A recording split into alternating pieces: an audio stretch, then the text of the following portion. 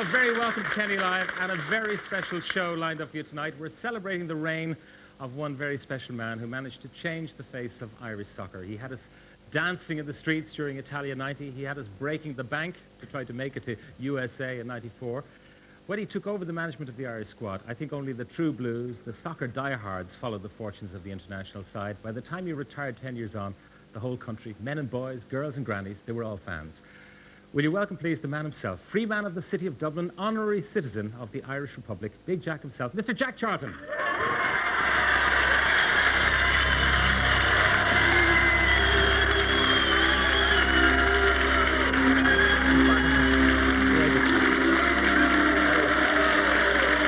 Thanks very much. Sit down, Frank.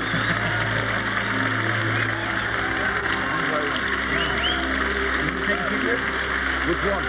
One nearest me.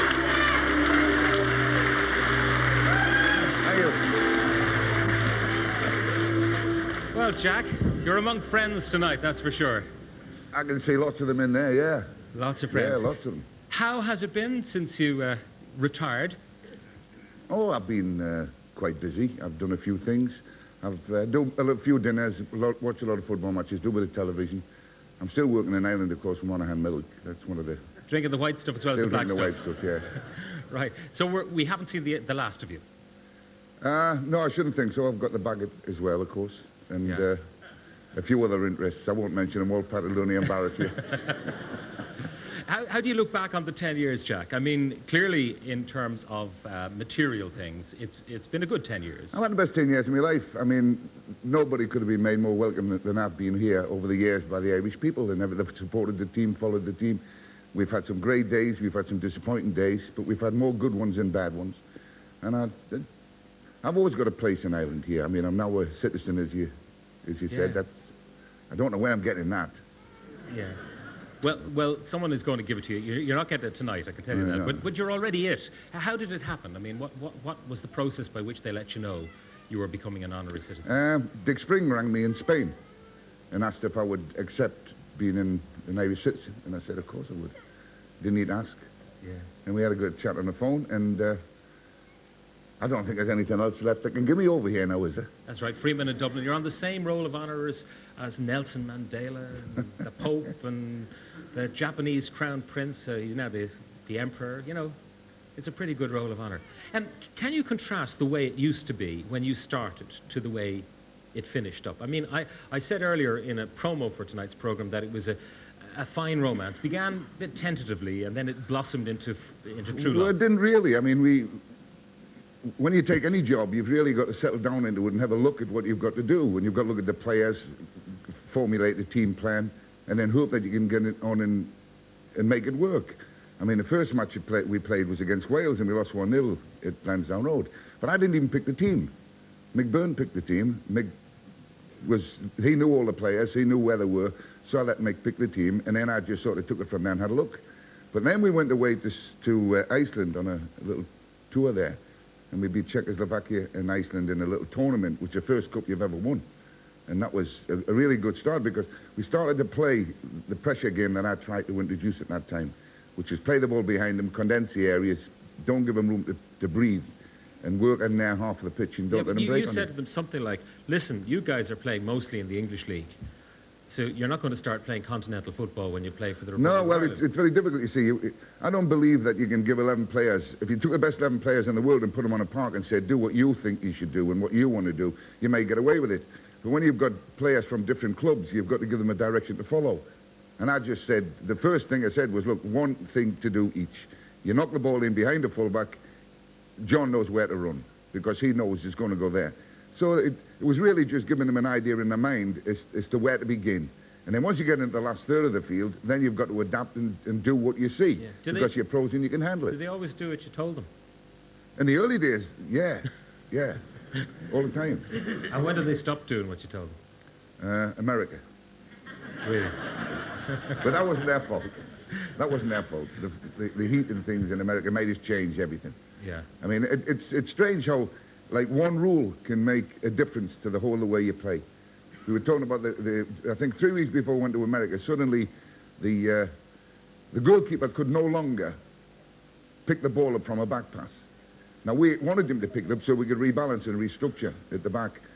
But then when you've got a ball being played back to the goalkeeper, and suddenly when you're pushed in on people, the ball is whistling over your heads going the other way, you've suddenly got to say, well, we can't do it anymore. Yeah, so the system had to change. The system had to change.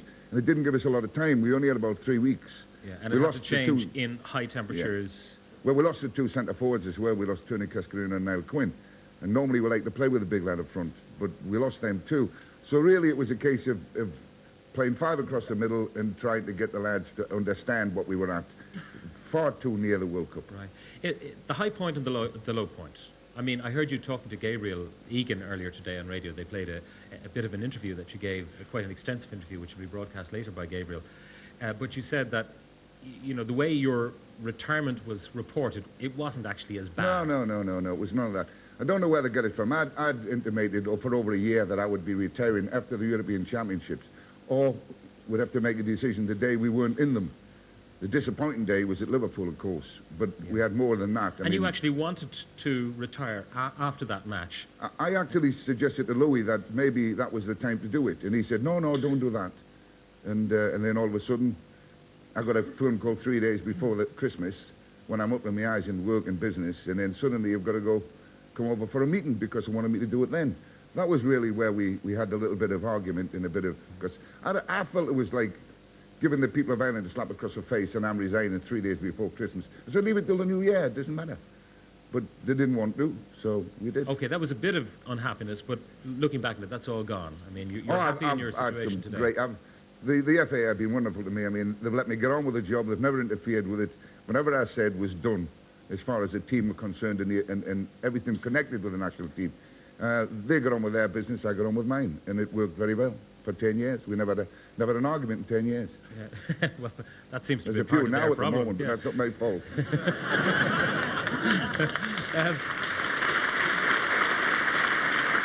I was going to ask you, Jack, and we got sidetracked there, the high point and the low point. What was the high point for you? Oh, high point, I think, was beating the Italians in America. New York.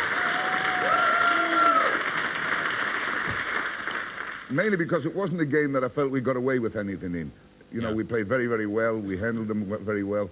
And we could have finished up winning 2-0. But just a win in that sort of a magnitude against the Italians, who we've never beaten before. This country's never, ever beaten the Italians before.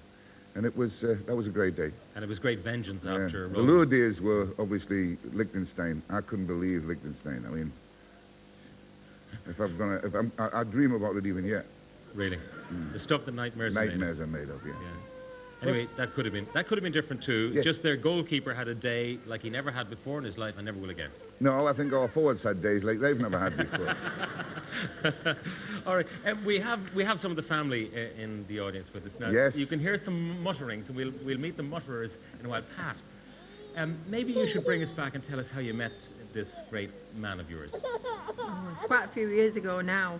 I think we were at a dance, weren't we? And he was with a lot of rugby players. And he come up and asked me to dance. And you know how you normally, you know, what do they call you? And I didn't know I'd never heard of him. And he said he was a footballer, played for Leeds United. And I said, oh yes, and I'm Doris Day. And then they give it out for, would Jack Charlton come and pick the spot prize? So he just stood there, and I said, well, go on then, if you're Jack Charlton, go and do it. And he went. And I thought he was just somebody, you know, taking the mickey, to be honest. And that's how we met. And how long after before you married? Well, about 2 years, I think. 2 years, yeah. Yeah. Can you remember how he proposed for that happy day? I don't think he actually proposed. I think he told me.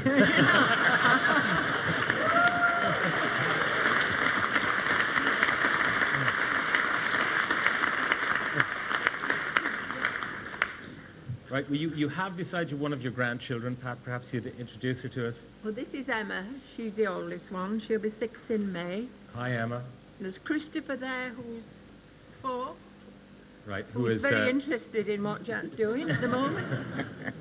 And the little one's just gone out. She's got a bit past herself. Yeah, Debbie took her out. We'll talk to Debbie in a couple of minutes, because it's very late. It's past their bedtime. It is past their bedtime. But Dave is here, and Debbie's husband. Now, he's a tough man sometimes to talk to. He doesn't take prisoners. He doesn't suffer fools gladly. In the absence of Debbie, maybe you can tell us how you asked for Debbie's hand from Jack. Well, I was a bit anxious about it because, well, the year before, we'd been going out quite a while by then, but the year before we'd gone on holiday to France in the summer. And he didn't say anything about it, but afterwards when I got back, Pat said he was a little bit angry because we hadn't got what he called was an understanding. We hadn't had an understanding before we went. So I was a bit anxious about it, and I waited until we were on holiday in Filey, and Pat and Debbie walked along the top of the beach, and it was low tide. So we went right down to the water's edge. It was miles from anywhere, so I knew no one would hear what he said. And I asked him, but he was fine about it. He was perfectly happy. Didn't say anything. He was all right. What did he say? I mean, did he say about bloody time? Well, not then. He said he was all right then, but that night when the girls had gone to bed, we had a little drink, and he said, I was hoping, sooner or later someone's got to take it off my hands, and I was waiting for you when you're going to get around to it. So it was all right. And tell us, what kind of a granddad is he? Oh, he's great with the kids. Yeah, he loves them, and they love him, and it's good. I mean, the only time he only blotted his copybook once, when they were finished in Italy, and it was the last interview before when the games were all finished, and one of the television people said, you're looking forward to getting back home. He said, oh yeah, I'm looking forward to getting home. He said, oh, what do you miss about being at home? And Debbie was watching it with the kids, and he said, oh, I miss my garden. Well, just as well it was in Italy when he said it. All right, well, Debbie will be back with us hopefully in a moment or two, with or without the baby. What about Peter? You are the youngest of the family. Have you inherited any of the footballing skills? All of them. I play Sunday League for a Cramlington Division 3 side, which is, sometimes comes and watches me on a Sunday morning, stays 10 minutes, calls me names from the side and then disappears. Never see him again. What's it like actually growing up with a dad who is famous, like he was famous once, the World Cup side and playing for Leeds and so on, and then sort of in eclipse slightly in your youth, and then back really at the top of the tree again at this stage? Well, we've always lived places. When he was manager of Sheffield Wednesday, we actually lived in Barnsley, so all my friends actually didn't like him because he was the manager of Sheffield Wednesday and they were all Barnsley fans, so I got a bit of stick over that. But when he came to Ireland, Newcastle, there's a lot of Irish in Newcastle, I don't know if people know that, but actually he's popular with the Newcastle fans for actually being a Geordie, but he's also popular because the Newcastle fans do tend to follow the Irish team. So. Yeah. And as a dad, I mean, we know what he was like with the players. What was he like as a dad in terms of discipline? He was good, apart from when I chopped his finger off. What did you do? He was chasing me around the house, and I slammed the door, and he had his finger in the door. So now he can only order 9.5 pints, not 10. Right, Peter, thanks very much. I'm not sure, is Debbie coming back in with us, or is she still dealing? Actually, we'll talk to her. We'll talk to her later on. Okay, well, Jack, we'll have some music. Now, we have a number of people here who are performing pieces at Jack's request, and the first is a colleague of mine. You know him well from his youth as a Green Beat, then with the band Full Circle, who are with us tonight, as well as on television from the Lyrics Board.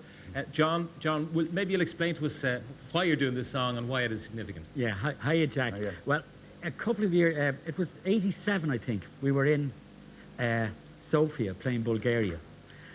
Terrible night, do you remember that? The rain coming down. And after the boys were a bit down afterwards. They played terribly well and some terrible decisions, refereeing decisions. We were down below the halfway line and we could see some obvious chances and they were blowing for offsides, driving everybody mad. The boys came back to the hotel and they were all down a little bit.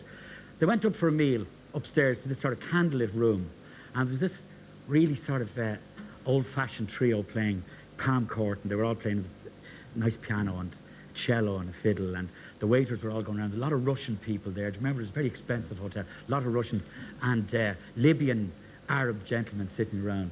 And somebody said to me, will you play a few numbers for the lads? And I said, yeah. So I went up and said, do you mind if I play the piano? And they said, no, delighted, you see. I think they thought I was going to do a little bit.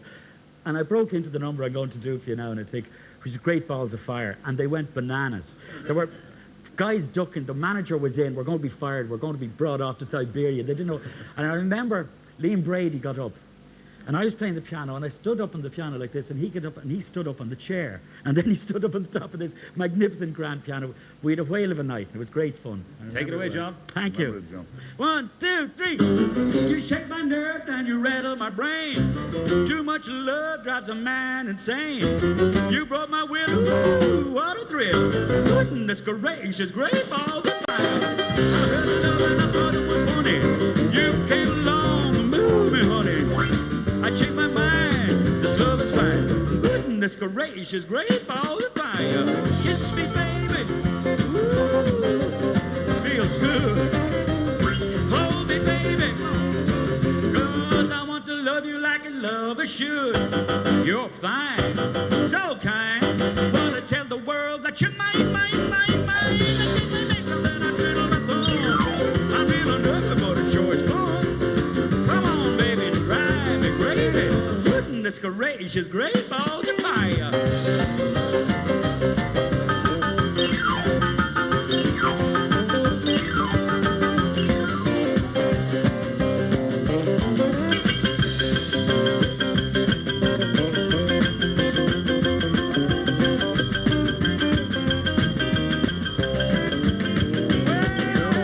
Kiss me, baby. Ooh, feels good. Hold me, baby. 'Cause I want to love you like a lover should.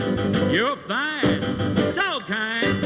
Wanna tell the world that you're mine, mine, mine, mine. I take my nerves and then I twiddle my thumb. I'm real nervous, but it sure is fun. Come on, baby, drive me crazy. Goodness gracious, great balls of fire.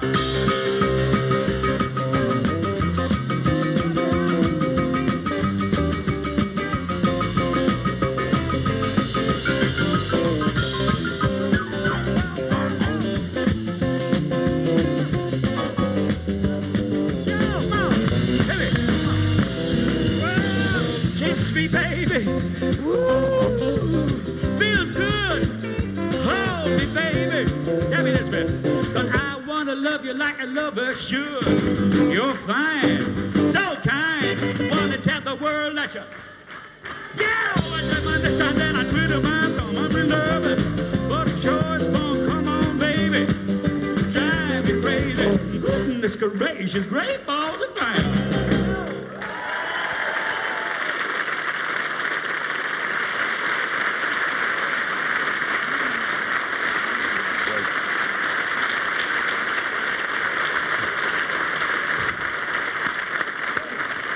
John Keogh and full. Thanks, John. Thanks for that, John Keogh. Full circle. Thanks, Brian and Mog and the boys.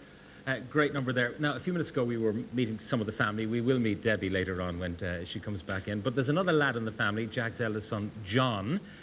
As it happens, he is working tonight. He's in Dublin in what's become, as you heard, the family pub, the Bagot Inn. We're going over there live now to the Bagot, and Des Cahill is there. Hello, Des.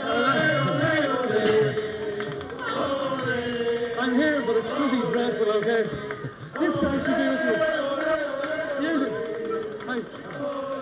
Their enthusiasm is wonderful, but it's pretty dreadful.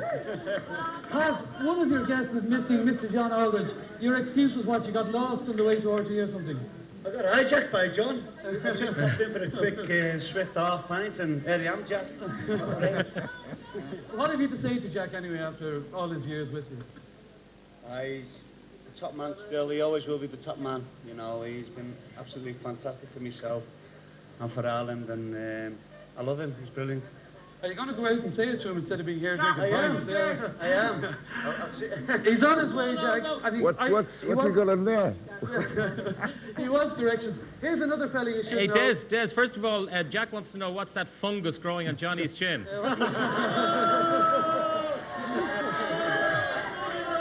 I'm not sure what it is, but a lot of people back here seem to like it anyway. He's looking well beside me. That's the main thing. John Charlton is here as well, of course. He's running the Bagot. John, you were the footballer in the family, weren't you? I think out of all the children, I think I was the one that was supposedly to follow in the father's footsteps, but it wasn't quite good enough, so these things never happen. What's your first memory of an Ireland match with Jack? I think the first memory was in 1988 in the European Championships, when the first time I'd been living in Australia at the time, and I got on the bus with the players to go to the England game, and as it was happened, I was sat next to Liam Brady, and he sort of said to me, how's things, John? I said, oh, fine. And he says, and all of a sudden the music started to play, and it was all these Irish songs. And he said, you don't know the words, do you? He said, no. He said, by the time the championships are over, he said, you will do. And sure enough, he was quite right. And the main song, didn't they always try and time the music as you reached the ground? Yeah, they always, Charlie used to try and time it so that it ended with Sean South as we arrived at the ground. Do you know that, John Aldridge? Oh, Sean yes. South. Oh, yes, yes, You do? yes. We'll put it to the test in a while. This is Davy Keogh. You know Davy Keogh says hello, the most famous flag. Davy goes, how early do you go to a ground to get that flag hanging up? About 3 or 4 hours then. 3 or 4 hours? 3 or 4 hours before kick-off. And what's your strategy to get it seen all the time? Well, we have to get around the box all the time. And we're watching everywhere all the cameras are. So you go in, and you had a problem in Mexico, I remember, didn't you? Oh, big time. We're in there about 3 hours before kick-off. And all the Mexicans walked in about a half an hour before the match. And they started draping their flags over ours. So I went up and got all the coppers down. About 15 coppers came down. Like, you know the way they love the Irish. And they came down and said, point them out there. And this little Mexican was going, wah, wah, wah, wah. But we sorted them out and we made them take it down and we had the flag up the rest of the game.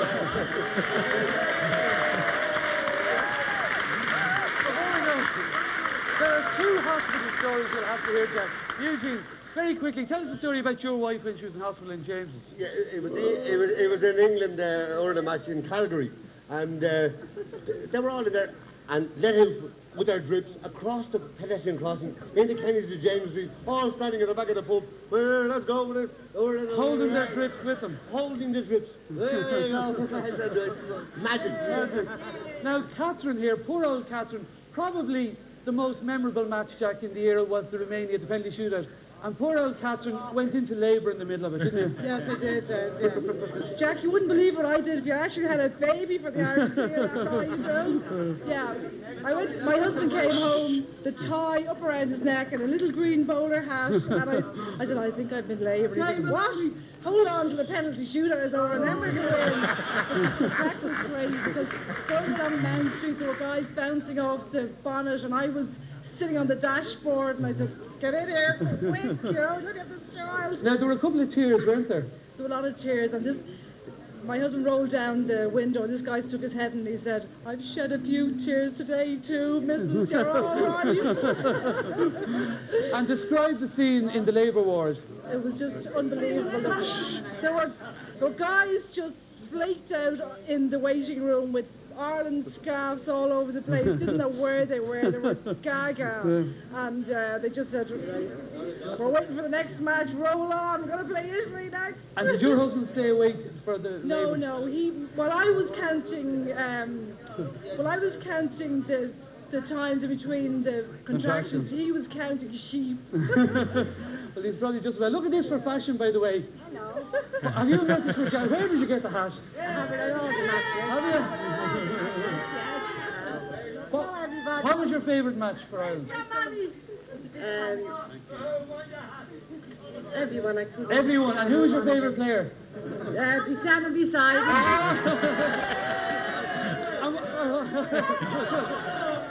Pat, carry on with your programme. We've more fun here, Right. believe me. You carry on back there.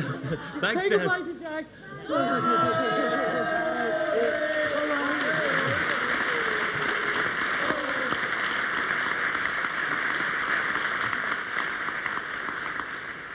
I somehow, Jack, have me doubts that we'll see John Aldridge in the studio tonight. He had a fresh pint there in his hand, handed to him by John just before. Not unusual for John, actually. Not unusual. Do you know what he looks like? He looks like the Grand Marshal for the Liverpool Patrick's Day Parade. He does, the way he's dressed at the moment. I don't know why he's done that, but it must be his testimony. He's got a testimony match in May. Right. So he's probably grown that, so I don't know why. I don't know. It'll come off for the... He doesn't look good in it. testimony. Anyway, look, before you became an honorary Irishman, before you went into management, of course, you were well known right across these islands as a great player. Jack belonged to the legendary England World Cup side, which took the trophy in 1966. Winning a World Cup medal, I suppose, is the high point in any player's career. We're going to have a look now at the dying seconds of that famous game. Any second now, it will all be over. 30 seconds by. Howards and the Germans are going down and they can hardly get up. It's all over, I think. No, it's... And here comes Hurst. He's got... Some people are on the pitch. They think it's all over. It is now. It's 4.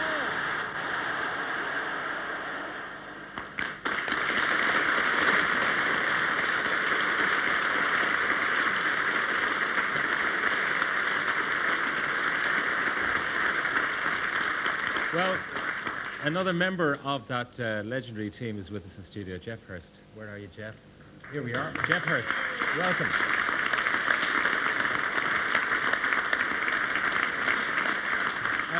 I think you still have the record, don't you, Geoff? 3 goals in a World Cup final.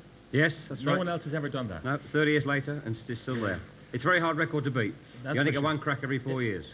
That's for sure. Still living with it. Does it still bring the hairs up on the back of your neck? Yes, it was a great day. You don't realise at the time what a great day it is when you're actually playing in it, and I don't know what Jack feels about it, but as years go by, people still talk about it, remembering where they were and what they were doing, and certainly the greatest day of my sporting life. And when you're playing the game, do you actually remember any of the detail of it afterwards, or are you playing like instinctively and... No, things you remember about the day are surrounding it, not the periphery, but the game itself, because you're focused on what you're supposed to be doing. I always like to ask Jack the question, what was he saying to Bobby Moore when he chested that ball down in the box? I think he's got a good story to tell about that. What were you saying to Bobby Moore? Yes, go, sorry. To Bob? Yeah. Well, in those sort of a situation, I would have humped the ball over the stands. But Bobby got it down, and he dribbled it, and he had a little look, and then he made a pass, and then he actually dribbled. He did 2 things where I was brought up in the northeast of England that are taboo. You never do, which is dribble out of your own box or pass out of your own box. And he did both things before he delivered the final ball. And I was yelling my head off at him, get rid of the bloody thing. I wasn't using bloody either, but it was, we miss Bob. I mean, he was a great man. He's a good lad, good player. And I like to look at that because I talk at dinners and I always mention Bob in that situation because it was probably one of the best balls under pressure that you could ever see delivered from just outside your own to a guy like Geoff. I mean, I never saw the 3rd goal go in, 4th goal go in. Never saw it because I remember standing and looking at Bobby and he was over the other side and I was thinking, I'll never be able to play this bloody game, me. Just watching him. He's a good player. Tell us this, Geoff. What did you make of Jack as a player? Well, he was very kind to me, to be honest with you, because he always soaked his studs in iodine before the game. That would be the day. That would be the day. That would be the day. Well, Jack was a great player. I mean, he was a very tough but very fair opponent, and it was very tough when we played against Leeds anyway. The only thing, the game I always remember when we beat them 7-0, which is, we very rarely did that with anybody at Upton Park in the League Cup. And Jack was a one-off, and what I recall about Jack is when I was a newcomer to the England team, and Jack was an established international, and Alf Ramsey's discipline was very strong, but Jack was always willing to have a bit of a row with him about how we should be playing. I always remember Jack saying, well, I think we should do this way, Alf. But Alf never did, but Jack was always standing up and having a row. All right, well, some things never change. And I tell you what, we're going to look back a little further than the World Cup of '66, because Jack was just a young lad of 17 when he signed up for Leeds United. By the time I think you were 20, you were a regular on the side and helped to get Leeds into the First Division, which is the equivalent of today's Premier League. In one encyclopedia of sport, I read this now, it said this: though ungainly in appearance, with his long neck, his sloping shoulders, his gangly legs, he is deceptively fast and mobile, a fact apparent when he sets off on one of his calm but dangerous runs upfield. Once in full stride, he is difficult to dispossess. That's what they said about you. Once in full stride, he is difficult to dispossess. We're going to have a look just at a few moments of the glory days for Leeds.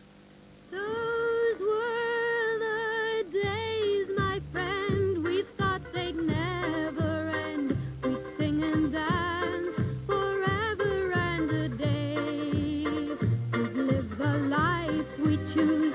We'd fight and never lose. Those were the days, oh yes, those were the days. La, la, la. Jack Charlton going up to take his customer position on the goal line. Lorimer with it.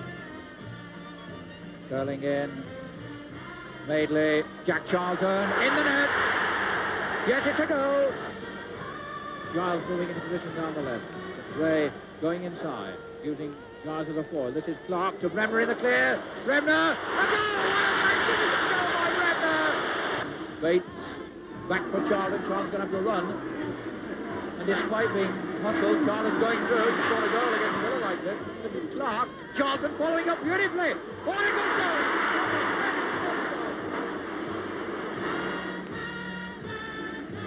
Charlton right into the area for Jones to go for. Gray, Lorimer, a goal. Jordan is in the middle. It's Gray. Gray trying to dribble his way through and doing it so far. Bremner!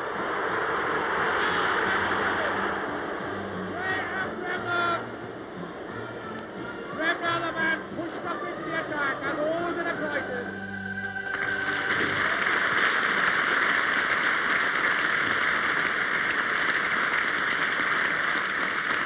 Billy Bremner. Billy Bremner, you're very welcome. Thanks for being with us tonight. I mean, Jack, I found out that contrary to what we think of him today, he actually scored an awful lot of goals for Leeds. Not that many. He did. He told me a minute ago he scored 90. I'm telling you, I've come across here as a favour to him tonight. Now, me being Scottish, is he winding me up sitting next to Hursty here? You scored a hat-trick. Now, Hursty, you're wrong. I don't remember where I was when you won the World Cup.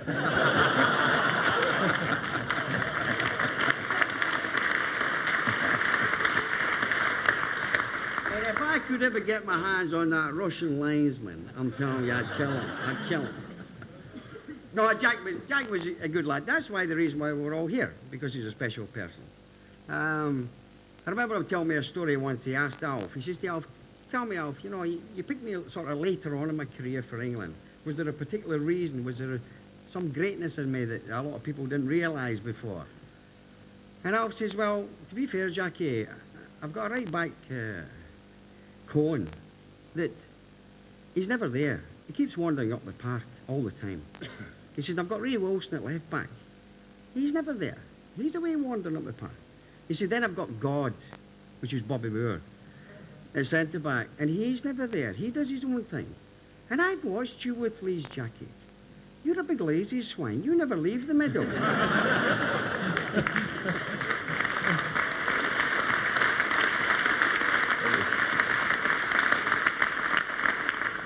I believe that you were actually with Jack when the news came that Peter was about to be born. Do you remember that story? Oh, terrific. No. The big man, I don't think a big man realises to this day, when Peter was born, believe it or not, we were out for a drink and we went to a nightclub and we ended up going gambling. And Jackie he was quite flush at that time. Now we have to point out.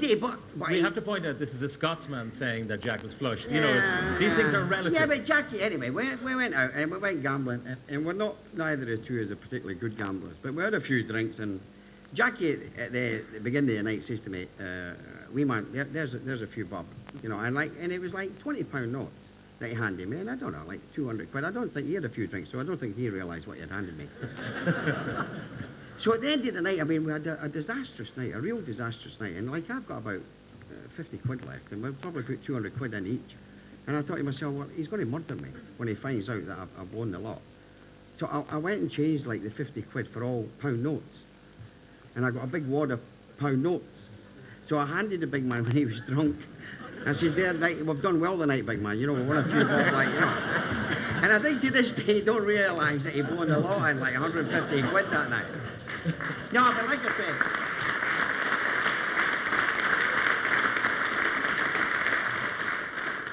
I don't go anywhere for anybody.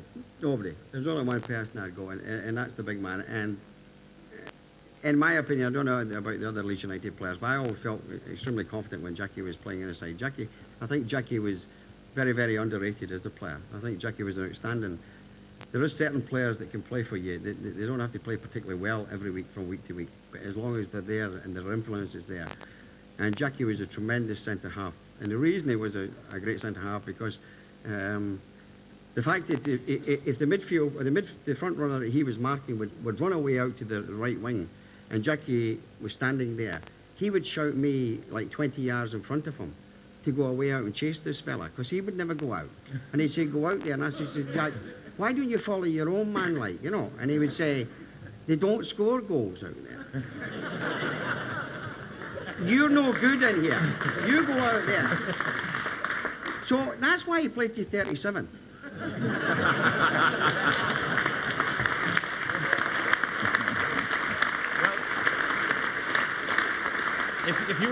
If you were the smallest man beside him, the biggest man beside him, this man, John Charles. John, how are you?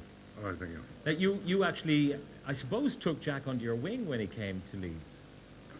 Yes, I did actually, yes. You know that we had a manager then that was called Major Buckley. And in the afternoons he used to get us back. And we had to hit balls.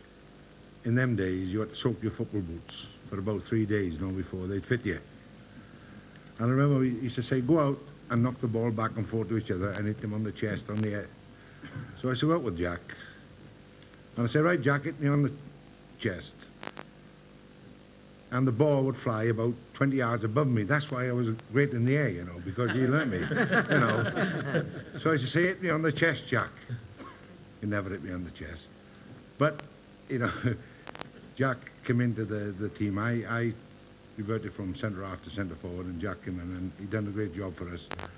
And I remember once playing at Fulham, and we would winning 1-0 about 10 minutes to go, and I went back, and this is what Jack is now. And I said, I'm playing behind you, Jack. And he says, get on the front, you. You don't want to be at the back. I was captain of the side, really. Get on the front, you, he says. So we don't want you at the back yet, we can manage ourselves. But that's the way Jack was. And Jack was, to me, he was... Did you see a difference? You went off to Juventus and came back to Leeds, and eventually you went to Rome. You were the first to lead, if you like, the British invasion of Italy. You were the first big-time player, isn't that right? Yes, I think, yes. Yeah. Did you see a difference in Jack before and after your time in Italy? Oh, yes, I did, yeah. I came back and I scored 3 goals against him once. No, I did. Jack, to me, Jack was always Jack, He was a good player, and the thing is that he was, to me, and I'm not kidding, that he was the best centre-half in England at the time. Well, he must have been, because he won a World Cup. Right. He was wonderful. I remember Jack, when he started, and as you say, he used to get the ball and dribble 1, 2, 3, 4, 5, 6. He used to dribble about 5 people, and they'd lose the ball would go back, and it'd be on the back of our net, and he'd be in the goalkeeper. That's the way he was, but great man. Well, sitting beside you there is another man who played against Jack on more than one occasion. I think you became, Pat, you got to know him well afterwards as well. I got to know him very well. Particularly, we'd done the World Cup in 1978, I think it was, in London, myself and Jack and Brian Clough and Joanne Cruyff. It was very funny tonight because it happened to... Terrible for tapping you for cigarettes. I mean, I've never smoked in my life, and always if you get a fag part, you get a fag. Now, tonight he came and sat with us, and he had a cigarette. And then Billy said to him, do you want a fag, Jack? And he said no, and Billy said, you wouldn't autograph that cigarette for me. And I'm just thinking... I'm just thinking with that empty seat in front of me, is that for Eamon Dunphy?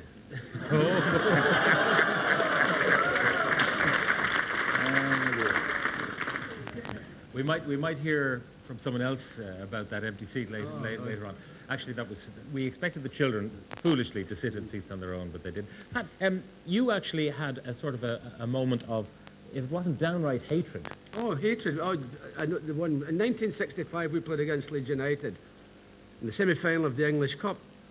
And Billy Bremner, you look at Billy the size, when we scored with a header in the last minute of the game, and I think it was about the 3rd time we had played them. They beat us 1-0. Jack got his first cap for England.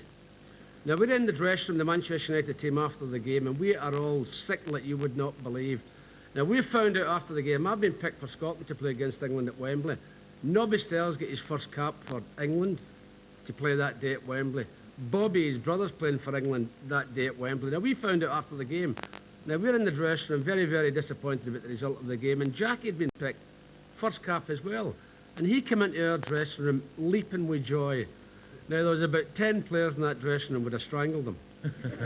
Strangled them. What was the score that day? Was it 1-0 to Leeds? against Man I forget. It was one. Can you remember, Jack? Yeah, we won 1-0. I mean, but you see, Don Revy hadn't told me.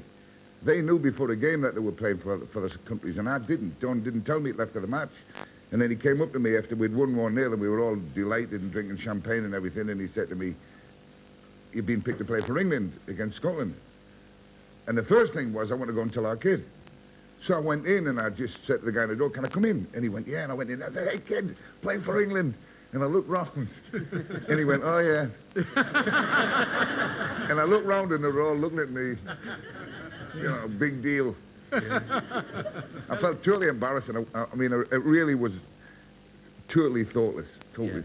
Oh, well, if there was one word to describe Jack, Pat, and John, and Jeff, and Billy, what would it be? That's a fantastic character. And what he's done for Ireland is unbelievable. Unbelievable. John? Tight. What a brat.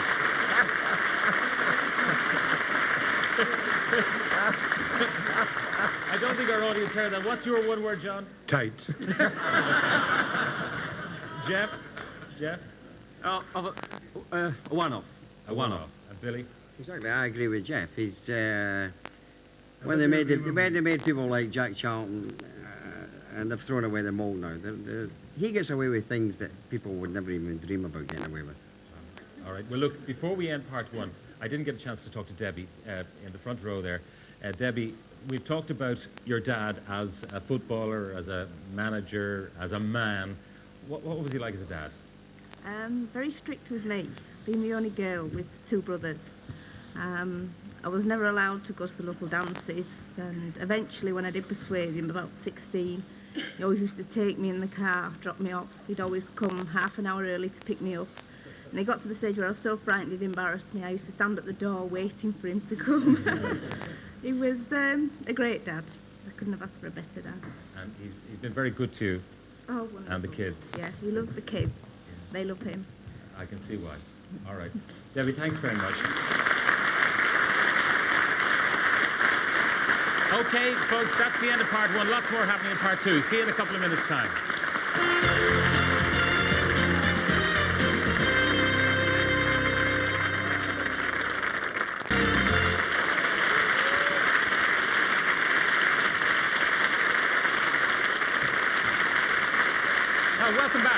Welcome back to our Jack Charlton evening.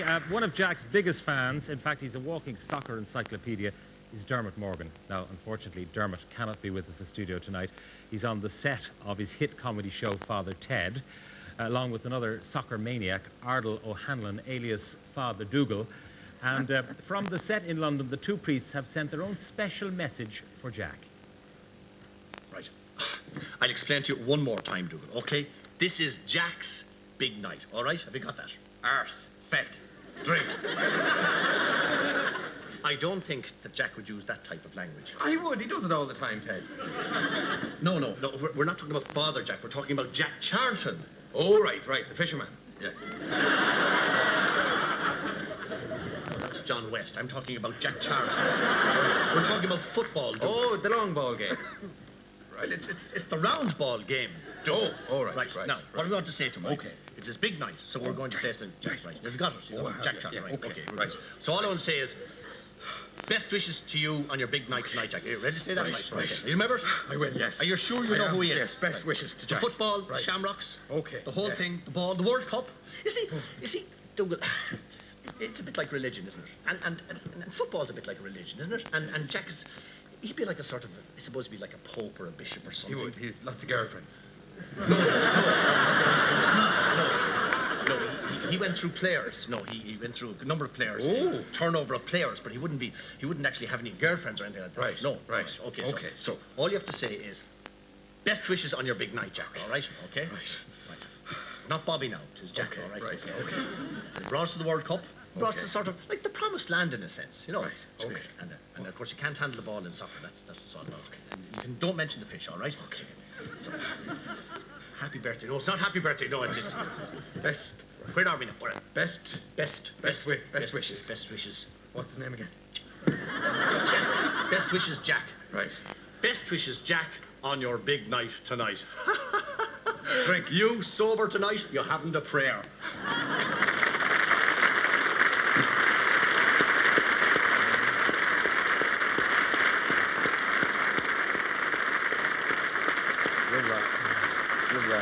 lads. Dermot Morgan, Ardle O'Halloran. Well, we've heard what Jack's teammates thought of him while he was playing, but I suppose in his role as a manager of the Irish soccer squad, he became not alone a local hero, but a significant world figure in football. Now, I want to introduce to you now someone who is here specifically to entertain for Jack, because he met him some time ago, and I know that he wants to sing a song for you and for Pat. Will you welcome Christopher?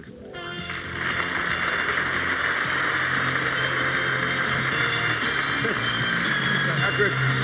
Congratulations to you. Yeah, sit over there, Chris, if you would. You're not a name people associate with soccer, so how did you two get to know each other? Well, I met Jack, I guess in about 1989. Something like that. Yeah.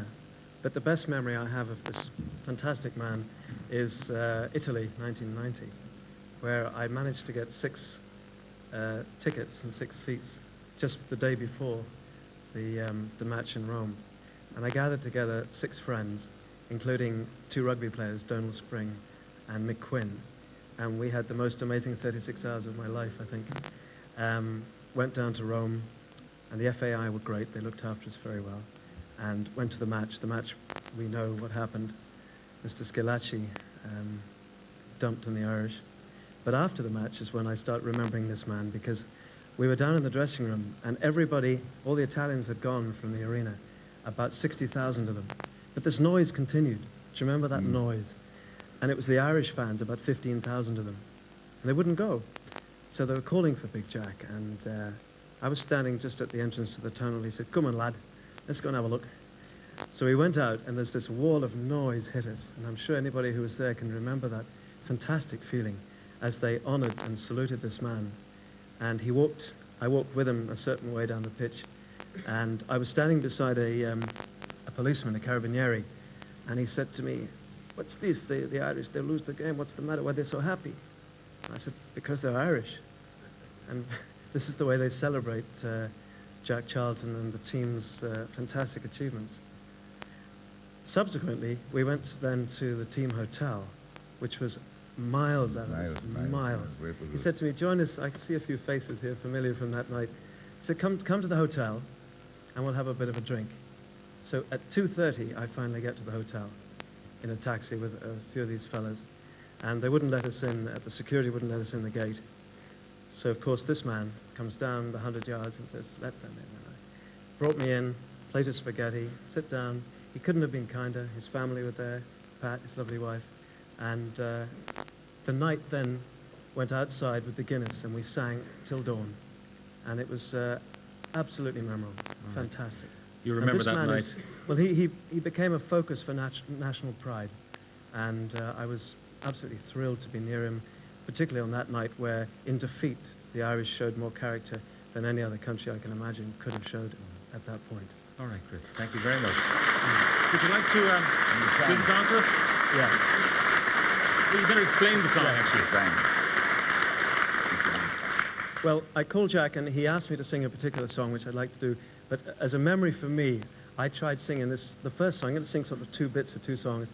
The first one also reminds me personally of that night. So I'll go over here and bang on the piano. Okay, Christopher, thank you very much.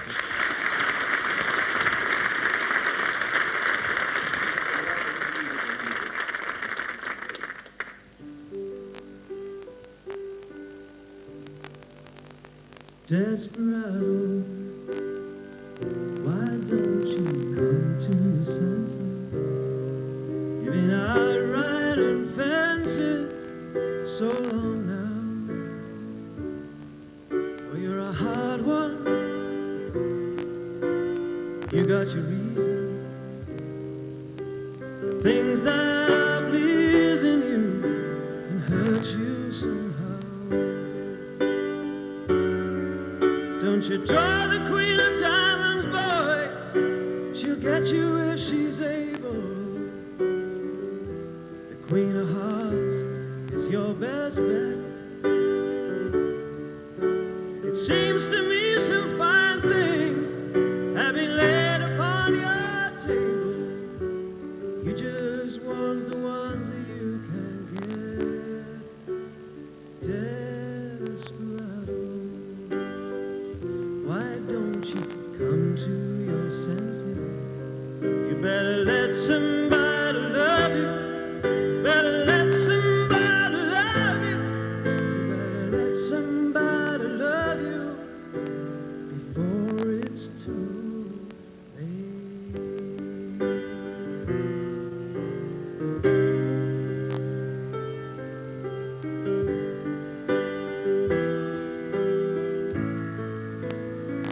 And this one's for Jack. I've never seen you looking so lovely as you did tonight. Never seen you shine so bright.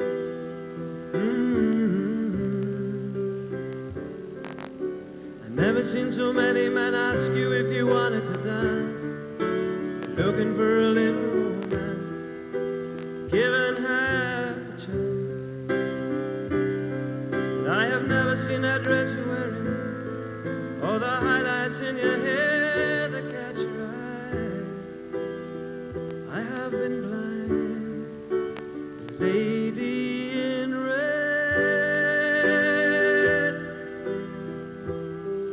is dancing with me, cheek to cheek. There's nobody here, there's nobody here, it's just you and me. It's where I wanna be, but I hardly know.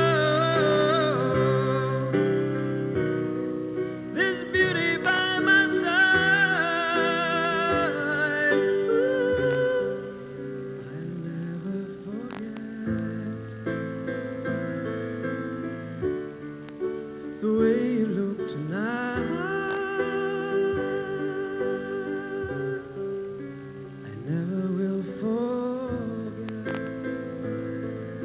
the way you look tonight.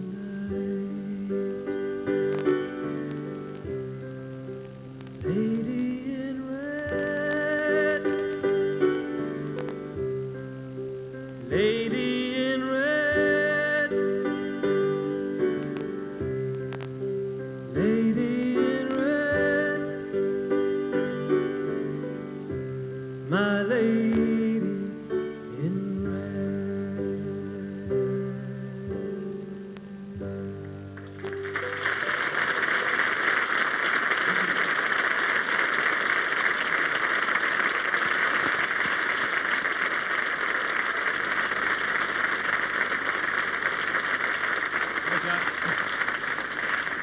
Chris was giving us memories of that famous night in Rome. I mean, a very emotional occasion. You know, what we did was exceptional, and what might have been just one goal away. I don't know who did it, but when we went out on the park, I couldn't believe what I saw. I mean, it had never happened before like that. And then suddenly went out in the end of the World Cup, and you're out of the competition, and nobody had gone home. And somebody came in and handed me a flag, and I went with Morris. Me and Morris walked around. And I mean, it was unbelievable. You didn't know whether to cry or laugh or whatever. I mean, we were all in this sort of a... And it was just the way they were. They were there and they'd stood. And then, of course, we went back with Chris. And he sang that in the hotel without any music about 4 o'clock in the morning. It was just breaking dawn. And then me and Pat went up to bed, get a couple of hours sleep before we got the flight. And we heard a cheer outside and we opened the window. It was like a wooden doors on the window, and we opened it. And we looked out, and everybody was stood up underneath the window, and they were all going, "Good night." It was a great night, great night. I mean, we forgot the match, and we enjoyed the night. But that's the way the Irish are. You know, they've been brilliant with me. I loved it. Okay, well, I want to just recall some of the moments. Now, there were so many that we couldn't possibly show a compendium of them. So here on video is just a quick sample. Unforgettable, that's what you are. Unforgettable, though near or far.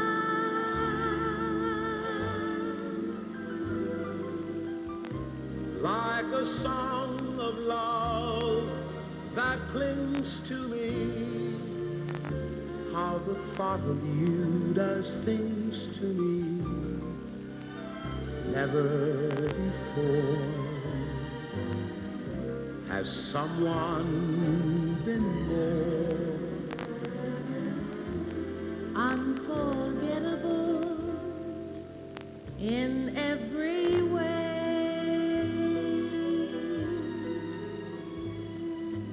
and forevermore? and forevermore, That's how you'll stay. that's how you'll stay.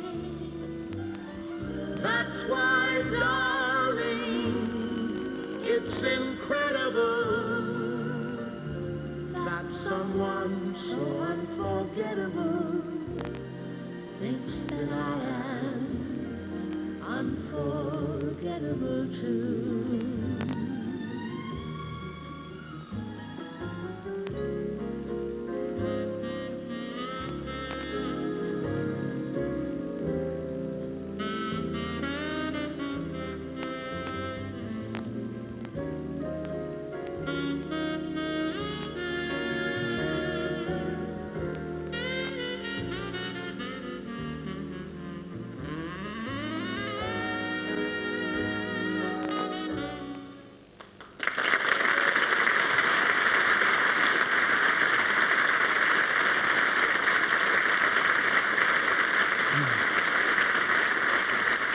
All right, I want to talk to some of the lads. Ray Houghton, as you saw, doing a somersault there. Ray, your memories of the fine romance. I've been great, 10 years, magic. I remember when Jack first asked me to come and play. It was always my dream to play for Scotland, but Jack asked me to come along and play for Ireland. I've never looked back since. Yeah. The high point for you, it's got to be a couple of those goals. The 1988, obviously the goal against England. I remember after the game, Jack said to me, he said, if Raymond, as he calls me, Raymond, if you're going to score again, make sure it's the last 6 minutes. He says, that was the longest 84 minutes of my life.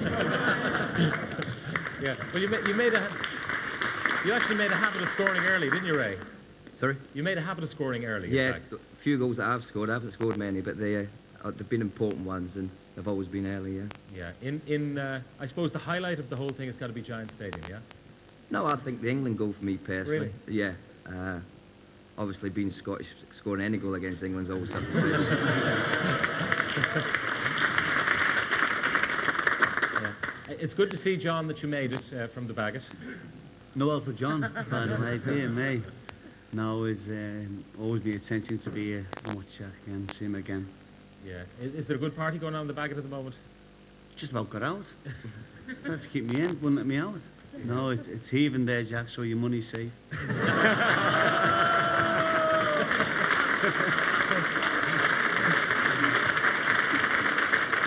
John, the last time you were on the show with us, we embarrassed you slightly by showing the highlight of your career, which was having the row with the official in Florida. But besides that moment, what's the best for you?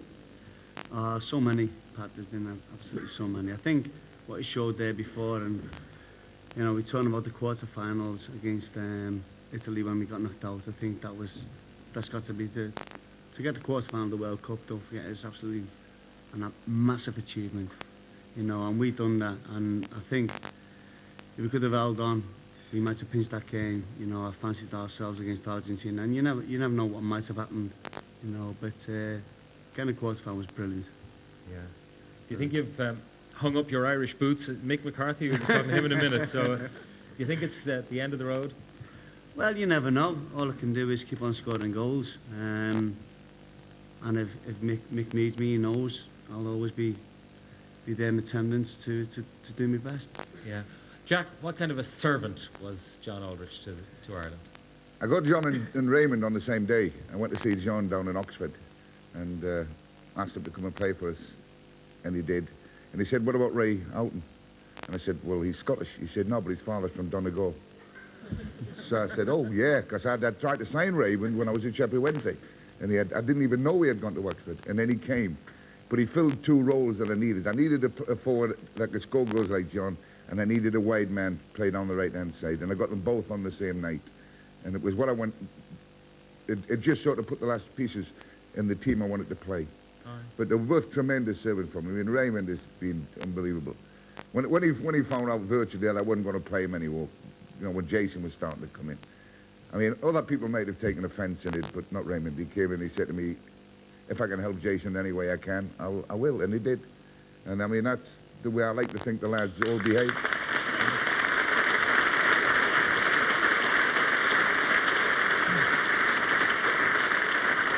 Right, there's another man who's an essential, a quintessential part of the Irish, Mick Byrne. Hello, Mick. How are you? How are you, Pat? Yeah. Would you like to put Mick's contribution in context for us, Jack? Well, when I first arrived, we had a secretary, and he said, when we had a meeting, he said, "Oh, Mick Byrne's going. We don't like him. He's going." And I said, "No, not until I meet him. You know, if I decide he goes, but you don't sack him, you don't get rid of him, he stays if I like him." And Mick immediately was going to stay. I mean, the lads thought the world of him in those days, and there were a lot of players now that I'd never seen for years. But they all loved Mick, and Mick works for them, runs for them. Him and Charlie. Charlie's there somewhere as well. Yeah. Him and Charlie, I mean, Charlie's 70, and he keeps humping these big boxes about. And I keep saying to him, if you fall dead, Charlie, you know, we'll get stick. You at 70, but you can't get him to take an assistant. He doesn't want it.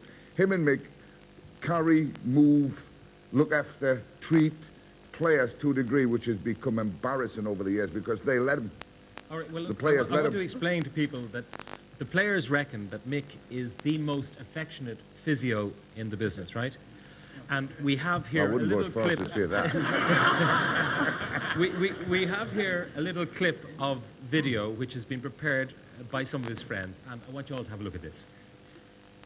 When I was a young man and never been kissed, I got to thinking it over, how much I had missed.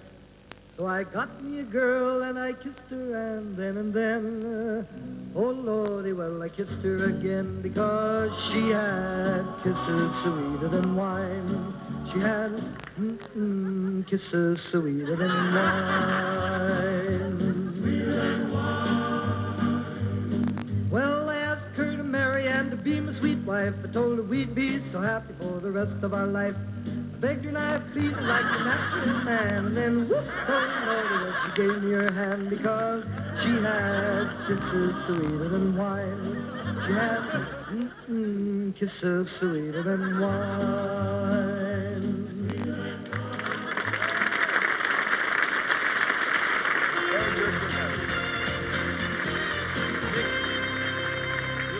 Your memories of your time. Get ready to write down this important number. Introducing the Craftmatic Adjustable Bed. It's something extra special in sleep comfort. Simply press the hand control and the Craftmatic bed automatically adjusts to numerous relaxing... Charlton celebration. Now, we all know that Jack outside football has one abiding interest, that's fishing. But did you know that he has another fascination? Not many people know this, but Jack is a great fan of Star Trek. He is a closet Trekkie. Will you welcome, please, Chief Operations Officer in Star Trek The Next Generation, Miles O'Brien from Deep Space Nine, otherwise known as Colomini.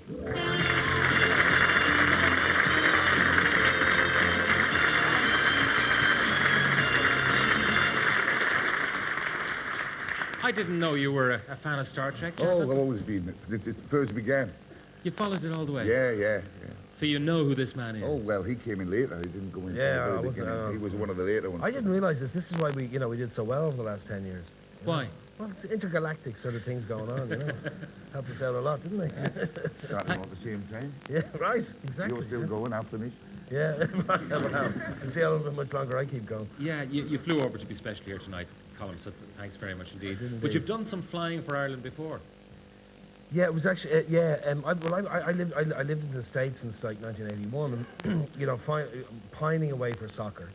And finally soccer comes to America with the World Cup in 1994. And I'm here. I was here to a film in Dublin. So, soccer finally arrived in America and I'm in Dublin. So our first game, the Italian game, I was here and I was working very hard. And I didn't know, like, till the last day or two how the schedule was going to be arranged. And I'm kind of embarrassed to say this, actually, but I ended up having to take Concorde over on the Saturday morning for the Italian game and come back on the Sunday morning on Concorde as well, because I was last up Friday night on the film we were shooting, and first up on Monday morning. But it was the most expensive soccer game I've ever gone to. But it was the greatest, greatest day of many of our lives. we took over New York that day, and that day in Giant Stadium was truly extraordinary. We were, I mean, I heard about the heat after in Orlando, but the heat in the stands in Giant Stadium that day was unbelievable. And of course, as you said earlier, Ray, we should score later in the game, you know, because that, you know, scoring that early and leaving us sitting there for, however, I mean, it was an eternity. And up at the back of the stands at half time, sort of, because you can't smoke in stadiums either in America. Yeah, even outdoor arenas you can't smoke, you know. So you had to go up the back, you know, of the stands at half time, and the nerves were just unbelievable. You know, we can't hold on to a 1-0 lead against Italy at half time, can we? You know, we did. Indeed. And you flew back on Concorde, a happy man. And that night, and that Saturday night in New York was extraordinary. Your alter ego, Jimmy Rabbit or Jimmy Curley, would also be a Republic of Ireland fan, wouldn't he? Always, yeah, huge. And the commitments and the snapper and the van. Indeed, and likes to, you know, make game and make a little bit of money out of it on the side if he can. You know, printing T-shirts or selling hamburgers or whatever outside the pub. All right. Anyway, how would you put his contribution to Irish life generally? Well, you know, it's been, you know, I sort of witnessed the whole thing from the other side of the Atlantic. You know, I've, as I say, I've lived in the States since '81, and just seeing how the country changed during this period, I think it was partly an emergence of Ireland into a new age that coincided with your reign as our main ambassador, and it's been an extraordinary 10 years. I think that it's not just to do with the results and you know 1-0 victories or 1-1 draws or whatever. It's to do with how we feel about ourselves, and I think you've contributed hugely to that, Jack. You've made us feel better and prouder I didn't do it on purpose. No. All right, Colin, thank you very much. Thank you very much for flying in to be with us.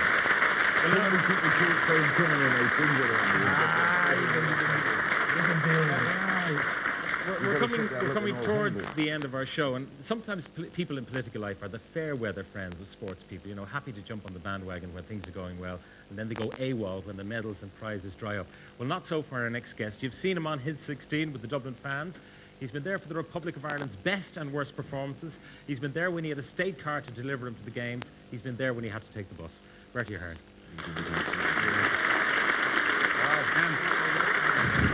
You always have been a big fan of the Republic of Ireland. Yeah, I was there, Pat, from '66, from Early Barr's mistake in Dalymount when Frank O'Neill scored, and I've followed it ever since. But like yourself, in more recent years, I've travelled out of the country, met you on many a ground, but I suppose listening to everything tonight and being a great lover of English football, and maybe not always of English things as a politician, but I'd have to say Cagliari was a great game. Stuttgart, that 1-0 when Ray got the goal. The Wembley game when we should have won it, but had to come from behind. There were so many great games, and of course Italia '90 was terrific. I got there for nothing because it was during the Irish presidency. I had to pay for most of the other. Well, look, you're here to do an honour tonight, so yeah, a simple honour. A simple honour. To say, I suppose, on behalf of all the supporters around the country, you know, Jack has really given us 10 years that we'll never forget, and I hope, and they can do as well again, but we can't forget the last 10 years. It was great. All right. Do you want to get around the other Yes, side? I'll do this side. I think it's around that side. Okay. Okay. Thanks very much, Bertie. Jack, come on over here. Come on over here. Have a look at this. Come on over here and have a look at this. This is Jack Charlton as he will be seen in the Dublin Wax Museum. Do you want to stand beside yourself there? I don't believe it.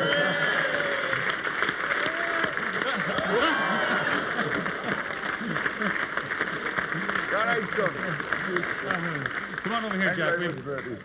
Thank you very much, Bertie. Now, there is...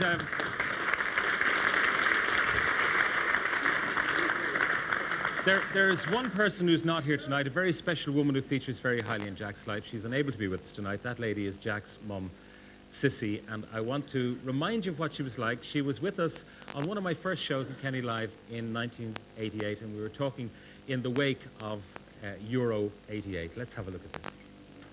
I would love to be in Germany. I would love to have gone.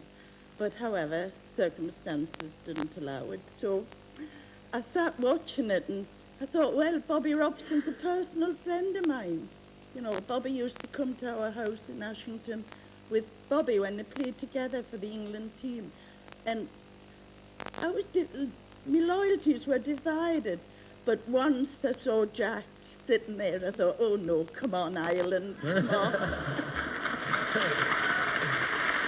And I did. Sissy couldn't travel. She's well, though. She's keeping well. She's not as well as we would like her to be. She's 84 now, and she's very femma. Geordie too, femma. But she's still hanging in there, and she's still got a sense of humour. All right, well, look, we have a little present for you, Jack, and it's just something to remember tonight by. And it's a picture of yourself and Sissy. It's done by Barbara Hartigan from Castleconn in County Limerick, who's also in our audience tonight. And this was a happy day, because clearly you did catch a fish on that particular day. She was with me, and that was in Kielder Reservoir. And it's from a picture. She's painted that from a picture. I got the picture at home. And they painted it, my mother like that. That's good. Yes, so that's for you. That's from us very much to you. So I hope you enjoy that.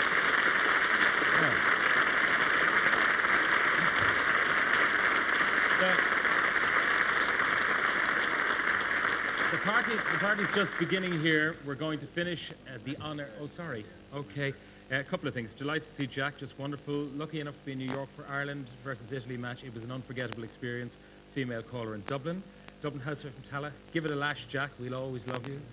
And John Charlton has left the Bagot and has asked that he come on. John, are you there? John Charlton, your son, who is not with us this day.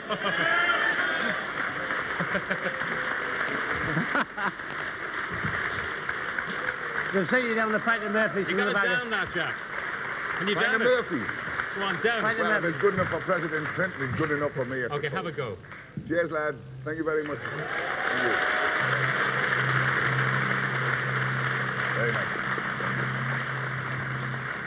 The party's still going in the Bagot, if you did, John. Yes, all right. very much well, so. look, as I say, the party's just beginning here. We're going to finish the on-air part with music. A couple of lads who first met up with Jack when he came over to look after the Irish team 10 years ago. They've become firm friends. They've played at many a hoolie where Jack presided, at Jack's request, and they're here again tonight, at his request, to play a song that's one of his favourites. Such a favourite that the Dublin City Ramblers actually gave Jack a gold disc of the record. Ex-Dublin City Rambler Patsy Watchhorn, joined by Mickey Fury and Noel Healy, and they're now known as Spot the Paddy, and this is Dublin in their rare old times. Take it away, lads.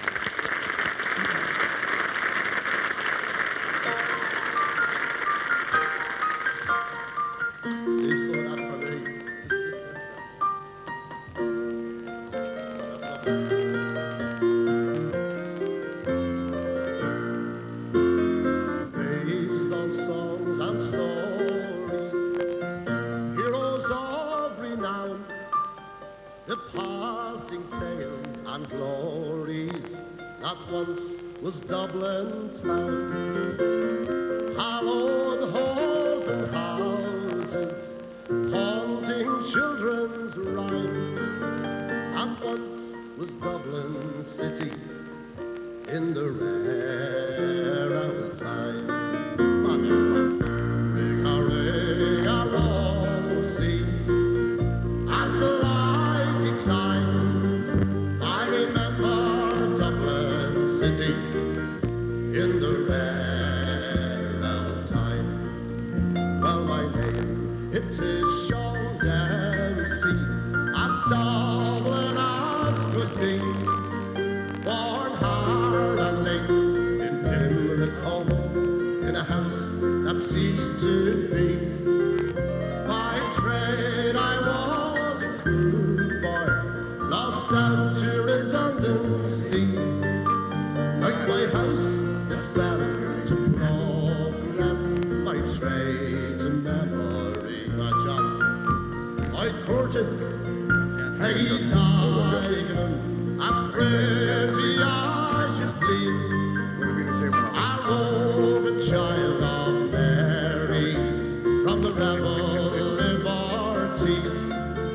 I lost her to a student chap with skin as black as coal. When he took her off to Birmingham. She took away my soul. Let's see one now. Come on, here we go. Ring-a-ring-a-rosy lovely. As the light declines, I remember Dublin City in the rare old times. Well, the years have made me bitter. Should the gardens give me brain? Because Dublin keeps on changing.